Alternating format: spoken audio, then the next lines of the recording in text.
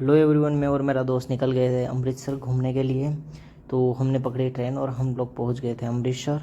उसके बाद हम लोगों ने लिया ई रिक्शा और ढूंढा होटल।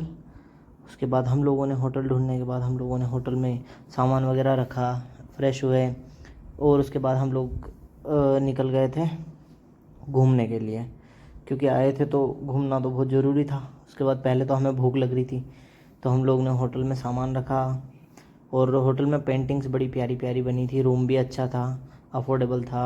और उसके बाद हम लोगों ने रूम में सामान रखने के बाद हम खाना खाने निकल गए थे गोरे के ढाबे पे, जो कि काफ़ी फेमस है और अच्छा है।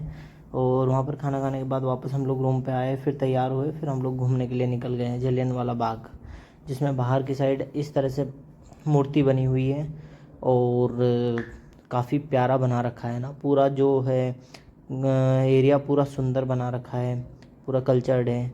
एंड उसके बाद काफ़ी अच्छा लगा हम लोगों को, स्ट्रीट्स वगैरह भी। और फिर जो देखा हम लोगों ने कि इतना प्यारा नज़ारा है, तो हम लोग घूमते घूमते आराम से जलियांवाला बाग की तरफ पहुंच गए। यहाँ पर ये मूर्तियाँ दिखी थी हमें। उसके बाद इनके पीछे से, जस्ट पीछे से एंट्री है, तो हम लोग एंट्री लिए और जलियांवाला बाग के अंदर पहुंच गए। उसके अंदर भी जाते से हमें कुछ इस तरह की मूर्तियाँ बनी हुई दिखाई दी और हम लोगों ने सब देखा, घूमा।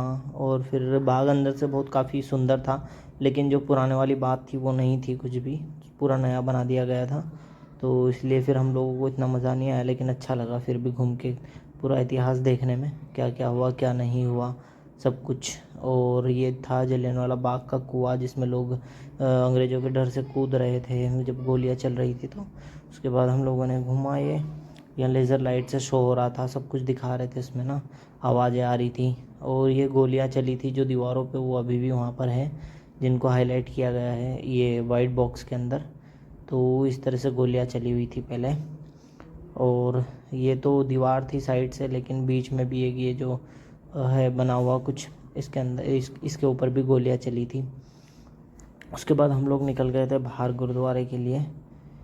फिर हम लोगों ने बाहर देखा पंजाब रंग। एंड फिर हम लोग ने गुरुद्वारे उस दिन नहीं गए, फिर हम निकल गए थे वाघा बॉर्डर के लिए। और जो कि रास्ते में देखा काफ़ी सुंदर रोड थी। अटारी गांव पड़ता है बीच में, अटारी बॉर्डर। अटारी हमारे हिंदुस्तान का गांव है और वाघा पाकिस्तान का, तो उसको अटारी वाघा बॉर्डर बोलते हैं। तो यहाँ हम पहुँच चुके थे। उसके बाद हम लोगों ने वापस से, हमारी गाड़ियाँ पार्किंग हो चुकी थी, फिर यहाँ से हमने साइकिल ली, फिर हम पहुँच गए थे बॉर्डर पे। फिर हमने देखा कि पाकिस्तान का झंडा छोटा दिख रहा है, इंडिया का बड़ा दिख रहा, पर वो डिस्टेंस के कारण ऐसा था। फिर हम लोग पहुंच गए थे झंडे के पास, फ़ोटो वगैरह ली, फिर हम लोगों ने सीट ली और पूरी परेड देखी हमने, क्या हुआ क्या नहीं हुआ, कैसे करते हैं, क्या क्या करते हैं। काफ़ी मज़ा आया बहुत। ये इस तरह से बॉर्डर पे हमारा स्टेडियम बना हुआ है पूरा बैठने के लिए। उन लोगों का हमारे उससे 10% ही होगा। हमारा जितनी जनता थी उससे 10% जनता पाकिस्तान की थी, और उसमें स्पेस भी बैठने की 10% ही थी हमारी जगह के मुताबिक। तो इस तरह से देखा हम लोगों ने, और काफ़ी भारत के नारे लगाए गए थे। जो ये सोल्जर है उन्होंने काफ़ी जोश में नारे लगाए। और फिर बस हम लोग बैठे रहे, घूमा देखा सब कुछ। और काफ़ी अलग ही फील था बॉर्डर का ना, तो अच्छा लग रहा था हम लोगों को देखना। तो काफ़ी 1-1.5 घंटे तक चला ये प्रोग्राम। शाम को स्टार्ट हो जाता, कभी 5 बजे कभी 6 बजे, सूर्य के हिसाब से। सूर्य जिस हिसाब से ढलता उस हिसाब से टाइमिंग चेंज होती है हर 1-2 महीने में। तो हम लोग एंड टाइम पे पहुँचे थे, स्टार्ट होने के, स्टार्ट ही हुआ था उस टाइम ना। फिर ये लास्ट में झंडा उतार के इस तरह से लाते हैं, मतलब। और उधर के लोग भी इसी तरह से सेम वे में लेके जाते हैं। और एक तरह से ये बॉर्डर एकता का प्रतीक भी है, शांति का प्रतीक भी है, और काफ़ी अच्छा है। उसके बाद हम लोगों ने फिर फ़ोटो खिंचाने के लिए, हम लोग इधर इधर एरोप्लेन रखा हुआ था, फाइटर प्लेन, उसके पास गए। फिर वहाँ से देखा झंडा पाकिस्तान का दिख रहा था, साफ था। उसके बाद हम लोगों ने देखा पूरी बिल्डिंग किस तरह से बनी हुई थी। फिर ये बॉर्डर की तार फेंसिंग भी देखी हमने फ़ोटोज़ खिंचाने के बाद। ये तार फेंसिंग, ये जो बाउंड्री है इंडिया पाकिस्तान की बॉर्डर की, है तार फेंसिंग। उसके बाद हम लोग निकल गए थे वापस घर की तरफ, रूम की तरफ। और हम लोगों ने उसी दिन सोचा था कि रात को ही चलते हैं गुरुद्वारे। बट फिर हम लोग शायद नहीं गए थे, गए तो थे बट वो मज़ा नहीं आया था हमको रात को। बट फिर भी हमने सोचा रात को भी देखेंगे, दिन में भी देखेंगे, फिर रात को भी हम लोग चले गए थे गुरुद्वारे।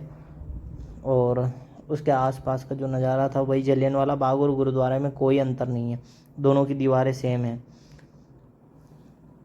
तो हम लोग गुरुद्वारे गए और फिर हमने लंगर किया, और लंगर करने के बाद फिर हम दर्शन करने के लिए चले गए थे, जो कि काफ़ी सुंदर व्यू था। रात का व्यू तो बात ही अलग थी, ये दिन में नहीं मिलता व्यू ना, तो रात को जो मज़ा था उसकी बात अलग थी।